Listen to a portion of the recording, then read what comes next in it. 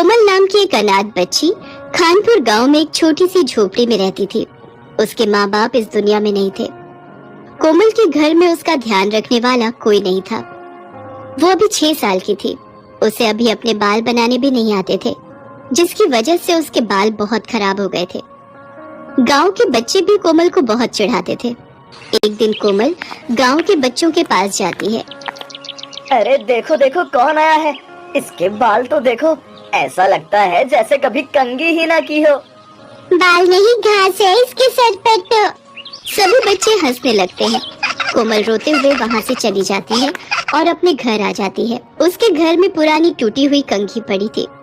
मैं भी अपने बाल कंघी से ठीक कर दूंगी। वो उस कंघी से अपने बालों को कंघी करने लगती है, लेकिन उसके बाल इतनी बुरी तरह से उलझ गए थे कि उनको ठीक करना आसान काम नहीं था। माँ, आप कहाँ चली गई? यहाँ कोई भी मेरे बाल नहीं बनाता। सब बच्चे मुझे चिढ़ाते हैं। मेरे बाल घास जैसे हैं। अगर आप होती तो मेरे बाल भी बाकी बच्चों की तरह सुंदर होते। कोमल जोर जोर से रोने लगती है, लेकिन उसके घर में उसे सुनने वाला कोई नहीं था। कुछ दिन बाद कोमल जंगल से लकड़ियाँ लेने जाती है। जंगल से लकड़ियाँ निकालते समय उसके बाल झाड़ियों में फंस जाते हैं। अरे ये मेरे बाल कहाँ फंस गए? बहुत कोशिश करने के बाद भी बाल झाड़ियों से निकल नहीं रहे थे। कोमल रोते हुए भगवान को याद कर रही थी। हे भगवान, ये मैं कहाँ फंस गई? अब मैं यहाँ से कैसे निकलूं? मेरे बाल बहुत दुख रहे हैं। मेरी मदद करो भगवान। और तभी वहाँ लगे एक बड़े से पेड़ से आवाज आती है। तुम रोना बंद करो, मैं अभी तुम्हारे बाल निकालता हूँ। तभी पेड़ की जादुई शक्ति से कोमल के बाल झाड़ियों से निकल जाते हैं। कोमल डरते हुए उस पेड़ की तरफ देखती है। तुम घबराओ मत, मैं तुम्हें कुछ नहीं करूँगा। मैं एक जादुई पेड़ हूँ। जादुई पेड़? आपका बहुत बहुत धन्यवाद। आप नहीं होते तो मैं जंगल में ही रह जाती। तुम यहाँ क्या कर रही हो? मैं लकड़ियाँ लेने आई थी यहाँ, लेकिन मेरे बाल घास जैसे हैं, इसलिए झाड़ियों में उलझ गए। मेरे माँ बाप इस दुनिया में नहीं है। घर में मेरा ध्यान रखने वाला भी कोई नहीं था, और न ही मुझे बाल बनाना आता था। तभी से मेरे बाल ऐसे घास जैसे हो गए। मैंने इनको ठीक करने की बहुत कोशिश करी, लेकिन अब ये ठीक ही नहीं होते। मेरे ऐसे बाल देखकर मुझे गांव के सभी बच्चे भी चिढ़ाते हैं। ऐसा बोलते हुए कोमल की आंखें भर आती हैं। अब तुम्हें कोई नहीं चिढ़ाएगा। तभी वो जादुई पेड़ अपनी शक्तियों से कोमल के बाल सुनहरे रंग के कर देता है। अरे, मेरे बाल सोने के बाल हो गए। कोमल अपने सोने के बाल देखकर बहुत खुश होती है। अब तुम्हारे बाल सोने के बाल बन गए हैं। तुम्हारे बाल दुनिया में सबसे सुंदर होंगे। अब तुम्हें कोई भी घास जैसे बाल बोलकर नहीं चिढ़ाएगा। कोमल अब घर आ जाती है। उसे रास्ते में जो भी देखता है, उसके सोने के बाल देखकर सब हैरान हो जाते हैं।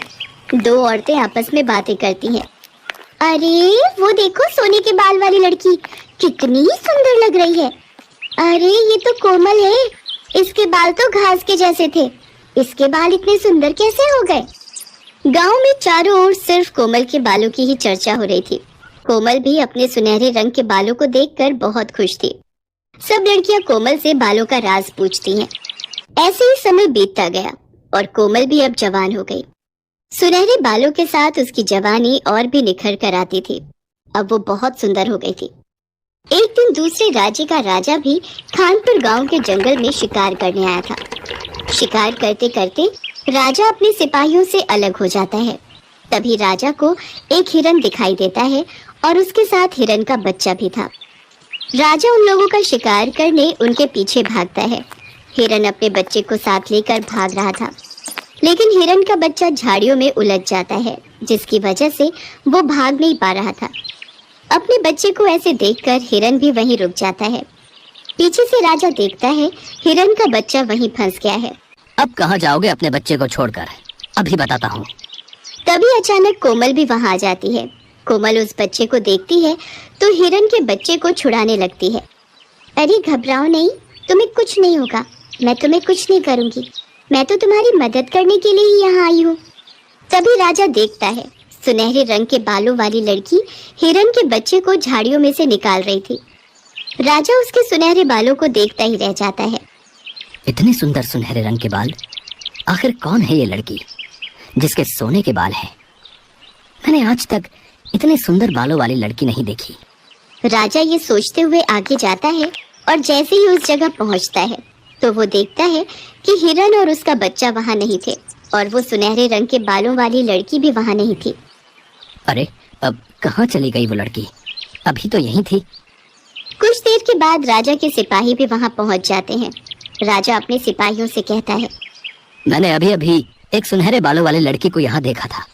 उसके बाल सुनहरे रंग के, बहुत ही सुंदर बाल हैं।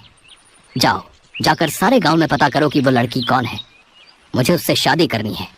तभी राजा के सिपाही गांव में जाते हैं और गांव वालों से पूछते हैं, इस गांव में सुनहरे बालों वाली लड़की कोई रहती है? हमारे राजा उससे मिलना चाहते हैं। हाँ, कोमल बिटिया के बाल सुनहरे रंग के हैं और वो सामने वाली झोपड़ी में रहती है। सिपाही अपने राजा के पास जाते हैं और उन्हें कोमल के घर ले जाते हैं। राजा झोपड़ी के बाहर जाकर खड़ा हो जाता है और आवाज देते हुए कहता है, कोई है अंदर? राजा की आवाज सुनकर कोमल बाहर आ जाती है। राजा दरवाजे के बाहर खड़े थे। जी कहिए। राजा कोमल को देखते रह जाते हैं। कोमल सुनहरे रंग के बालों के साथ बहुत सुंदर लग रही थी। जितने सुंदर बाल उतनी सुंदर सूरत। अब तो यही मेरी पत्नी बनेगी। अपने माँ बाबा को बुलाइए, हमें उनसे कुछ जरूरी बात करनी है। कोमल बताती है कि उसके घर में कोई नहीं है, वो अकेली रहती है। उसके माँ बाप इस दुनिया में नहीं है। राजा कोमल को अपने बारे में बताता है। मैं सूरत का राजा हूँ और यहाँ शिकार करने आया था। मैंने तुम्हें जंगल में देखा था। जिस हिरन के बच्चे को आपने छुड़ाया था, मैं उसका शिकार करने वाला था, लेकिन तुम्हारे सुनहरे बाल देखकर मैं तुम्हें देखता ही रह गया। क्या आप उस हिरन का शिकार करने वाले थे? लेकिन क्यों? इतने प्यारे जानवर को आप क्यों मारना चाहते हो? हमें आप बहुत पसंद हैं। हम आपसे शादी करना चाहते हैं। और हाँ, अगर आप हमसे शादी करने को तैयार हो गई तो मैं अभी से शिकार करना छोड़ दूंगा। राजा की इस बात ने कोमल का दिल जीत लिया था और पहली बार इतने बड़े राजा ने कोमल को शादी के लिए पूछा था। कोमल भी इतने बड़े राजा को मना नहीं कर पाई, क्योंकि वो बचपन से ही अकेली रह रही थी और कभी उसने ऐसा प्यार नहीं देखा था।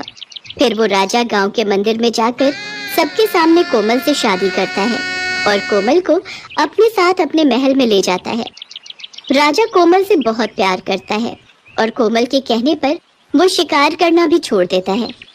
अब कोमल के पास हर खुशी थी। बचपन से ही वो जिस प्यार के लिए तरस रही थी वो उसे अब मिल जाता है।